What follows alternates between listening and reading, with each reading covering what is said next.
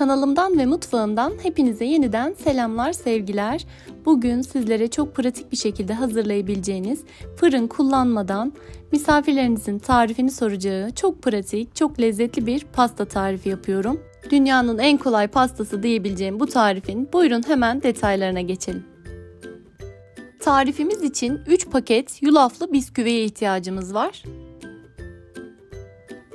Bisküvileri bir kenara alıyorum ve arasında kullanacağımız krem şantiyi hazırlamaya geçiyorum.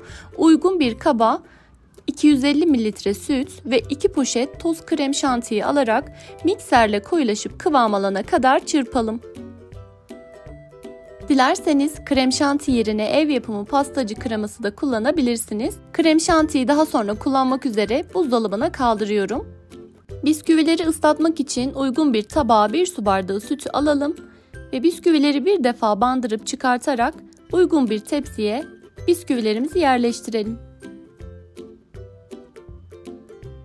Canınız tatlı istediğinde hemen şipşak bir şekilde hazırlayabileceğiniz, acil misafirlerinize de yorulmadan pratik bir şekilde hazırlayabileceğiniz nefis bir pasta tarifi oluyor arkadaşlar. Evet, tepsiye dizdiğimiz bisküvilerimizin üzerine hazırlamış olduğumuz krem şantiden şöyle bir miktar sıkalım. Bu arada kullanmış olduğum malzemelerin tamamını her zaman olduğu gibi açıklamalar kısmına ekliyorum. Detaylıca oradan da bakarak faydalanabilirsiniz. Üzerine bir kat daha sütle ıslatmış olduğum bisküviden diziyorum.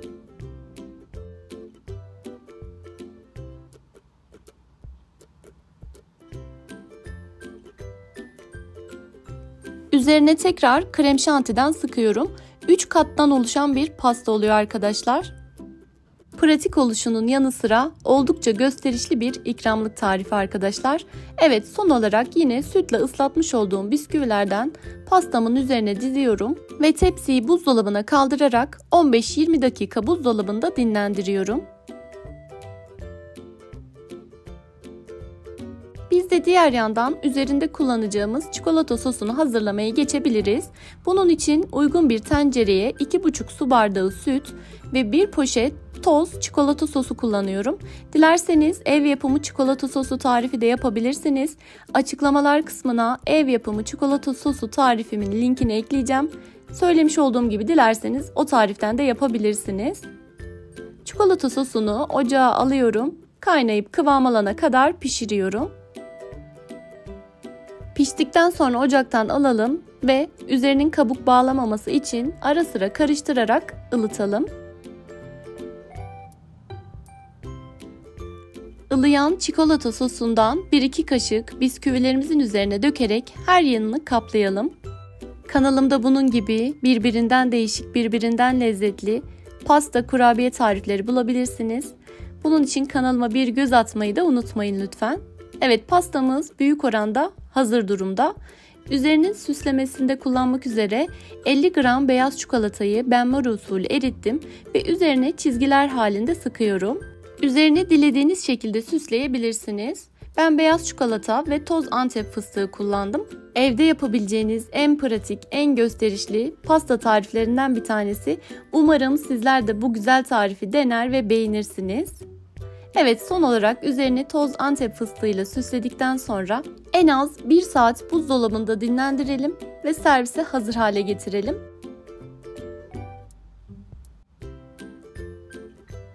Görmüş olduğunuz gibi görüntüsü şahane oldu. Hemen sizler için sunuma hazırlayıp geliyorum.